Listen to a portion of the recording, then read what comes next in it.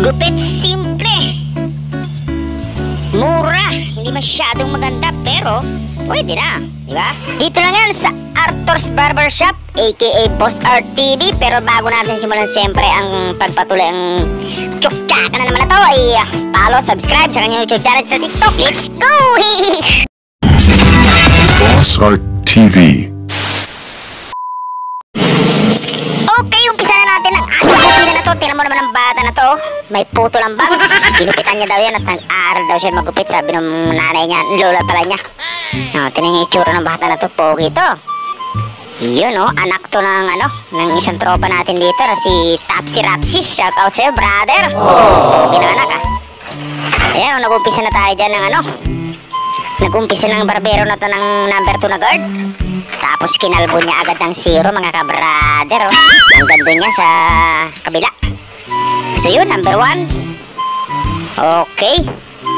Sundan niyo to mga kabrader kung ano magiging itsura ng na to ni Utoy kapag natapos ang gupitan na to. Hindi masyado magandang igugupit ng barbero na to pero pwede na Yun nag halfway lever siya dyan, open. Uy, may dumaan na. Sino kaya yan? Mukhang bomba yun Ayan. Siyo, naglagay siya ng puti. 0.5 yan mga kabrader. Finishing setup na to mga kabrader Yan tinatanggal niya yung mga dark spots. Yan Yun, nagkakaitsura na ng hindi maganda. May paturo-turo na naman halfway lever open. Yan Matagal na rin natin suki ang bata na to, ang Utoy na to. Anak to ni Utoy. Utoy din Shoutout brother Tapsi Rapsi yan. Tapsi Rapsi lang malakas. Nandito na siya sa kabila. Patapos na to mga kabrader Napakabilis daming chicks nito. Pag lumaki ang bata na to, pogi.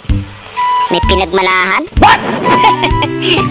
Yun, nag-ahit na siya dito Ayos Pwede na Pwede na pan-chicks ni Utoy. Sus. Yun, nagbawas na siya. Clipper overcomb ang tawag dyan ng mga professional na barbero.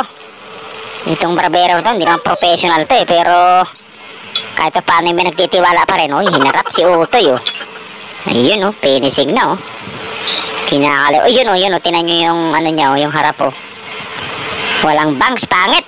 Uy, biglang guwapo naman to.